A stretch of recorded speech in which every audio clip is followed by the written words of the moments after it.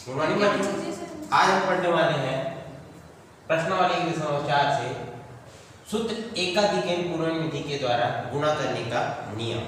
ठीक है, इससे पहले हम लोगों ने एक न्यूनन विधि के बारे में पढ़ा था जिसमें हमने एक संख्या कम करके किस संख्या को गुणा करके बताया था।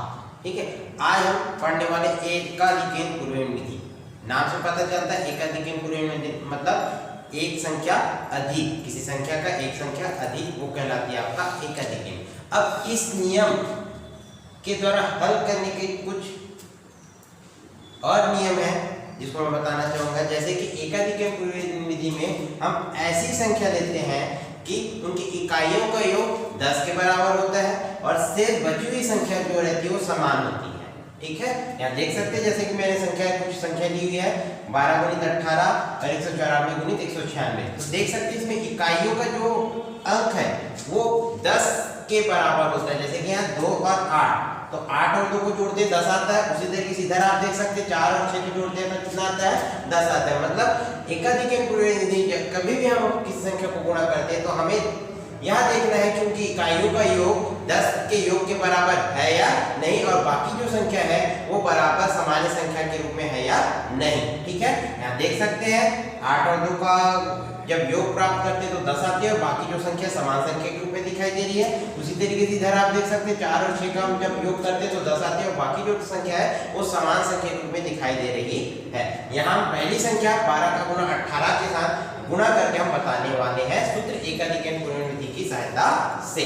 देख सकते हैं क्रिया विधि पहला, उत्तर का जब हम उत्तर का बायां भाग जब हम लेते हैं, बायां भाग, उत्तर का जब हम बायां भाग लेते हैं तो जो दूसरी जो हमारी संख्या होती है, पहली संख्या हमारे पास 18 है तो दूसरी संख्या हमारे पास जो 12 होती है उसके दहाई अंक का हम एकाधिकन करते हैं। ठीक है, उत्तर का बायां भाग संख्या 12 का दहाई अंक का एकाधिकन। ठीक है, यहाँ क्या करते हैं 12 का दहाई अंक का एकाधिकन यानी 1 का एकाधिकन ले लेते हैं। 1 का एकाधिकन कितना होगा 1 धन 1 बराबर कितना होगा 2, और जो दूसरी संख्या 18 उसके इकाई दहाई अंक के साथ हम क्या कर देते हैं गुना कर देते हैं, एकाधिकन गुना 1 कर देते हैं। ठीक है, यहाँ देख सकते हैं उत्तर का बायां भाग यानी 12 संख्या 12 का दहाई अंक का एकाधिकन गुना संख्या 18 का दहाई अंक का गुना कर देते हैं। एकाधिकन धन 1 धन 1 ये हो गया आपका एकाधिकन हो गया। संख्या प्राप्त होती है 2 का गुना 18 के दहाई अंक के साथ 1 का गुना कर देते हैं तो यहाँ हमारा आंसर आ जाता है 2। ठीक है, तो यहाँ आपका बाएं भाग का उत्तर आ जाता है 2। उसी तरीके से हम दाएं भाग का उत्तर प्राप्त करने के लिए यहाँ लिखते हैं उत्तर का दायां भाग। तो उत्तर के दाएं भाग में क्या होता है, पहले हमने क्या किया था, जो हमारे पास उत्तर का बायां भाग निकाले थे उसमें से बाई संख्या का एकाधिकन ज्ञात करके हमने उस संख्या का आंसर प्राप्त कर लिया था, उत्तर का बायां भाग ज्ञात कर लिया था। उसी तरीके से हम उत्तर का दायां भाग निकालते हैं, इसमें क्या करते हैं इकाइयों का गुणा करते हैं। उत्तर का दायां भाग मतलब संख्या की इकाइयों का गुणा। ठीक है, जो हम संख्या लिए हैं उनके संख्या की इकाइयों का गुणा करते हैं। जैसे हमारे पास इकाई संख्या इधर 12 में 2 है और 18 में 8 है, तो इन दोनों संख्याओं का हम क्या कर देते हैं गुना कर देते हैं। तो 2 का गुना 8 के साथ तो आपका आंसर आ जाएगा 16। आपका आंसर क्या आ जाएगा 16, वो हो जाता है आपका उत्तर का दायां भाग। एक साथ लिखते हैं तो आता है आंसर आपका 216।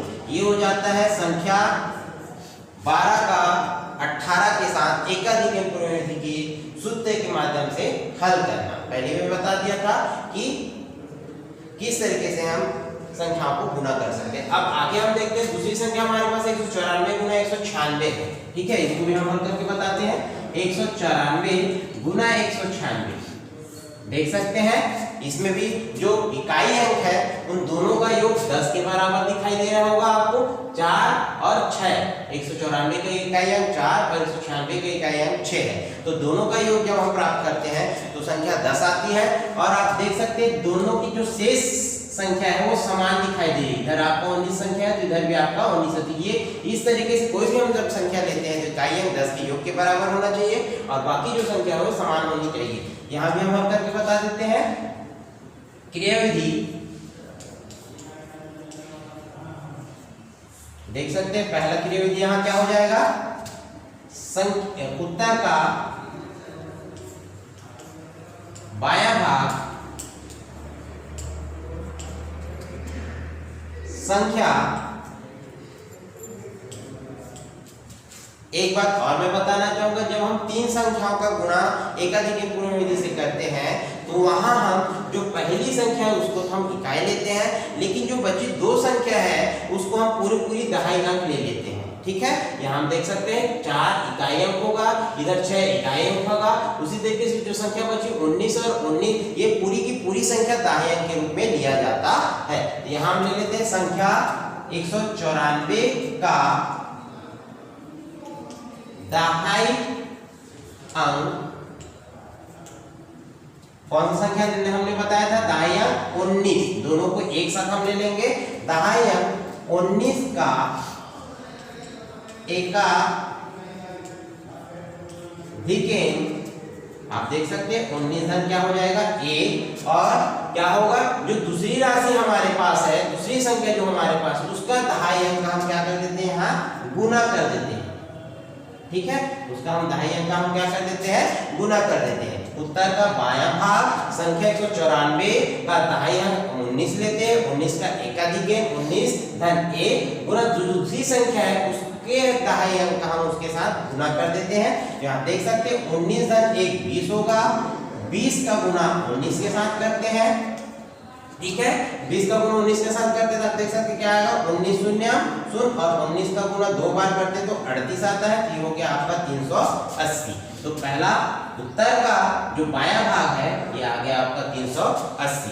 उसी तरीके से दूसरी क्रियाविधि हम ले लेते हैं। फिर से मैं बताना चाहूंगा, जैसे कि दूसरे पहले वाले प्रश्न हमने उत्तर का दायां भाग ज्ञात किया था, वहां हमने इकाइयों के साथ गुणा किया था। उसी तरीके से यहाँ भी हम इकाइयों के साथ गुणा करेंगे। तो यहाँ लिख सकते हैं उत्तर का दायां भाग इकाइयों का गुणा, तो इकाइयों का गुणा हम देख सकते हैं क्या क्या है इकाइयों का गुणा। पहले वाली संख्या में 4 इकाई है तो दूसरी वाली संख्या में 6 इकाई है। 4 का गुणा 6 के साथ, 4 का गुणा 6 के साथ करेंगे, आपका आंसर आता है 6 का 4 बार पढ़ते तो 24 आता है, तो 6 4 24, ये आपका हो गया। इधर हम उत्तर का दायां भाग ले लेते हैं। एक साथ हम जब संख्या को लिखते हैं तो ये हो जाता है आपका 38,024। तो इस तरह से हम किसी भी दो संख्या, तीन संख्या वो में हम एकाधिक पूर्ण विधि का उपयोग करके हल कर सकते हैं। एक बार मैं फिर बता देना चाहता हूँ उसके कुछ गुणों के बारे में, ध्यान से सुनिएगा। कभी भी हम एकाधिक पूर्ण विधि का उपयोग करते हैं तो हमेशा ध्यान देना है कि आपको जो इकाई अंक होती है उसका योग हमेशा 10 आना चाहिए। 2 और 8 का पहले बता दिया था, 2 और 8 का हम जोड़ते हैं तो उसका योग 10 प्राप्त होता है। उसी 4 और 6 का हम योग करते तो योग 10 प्राप्त होता है। और जो बाकी संख्या होती है वो समान दिखाई देनी चाहिए। जैसे कि यहाँ संख्या 1 तो इधर भी संख्या 1 है, इधर संख्या 19 है तो इधर भी संख्या आपका 19 होनी चाहिए। यानी कोई भी संख्या में इकाई अंक का योग 10 और बाकी जो संख्या होनी चाहिए वो समान दिखाई देनी चाहिए। धन्यवाद।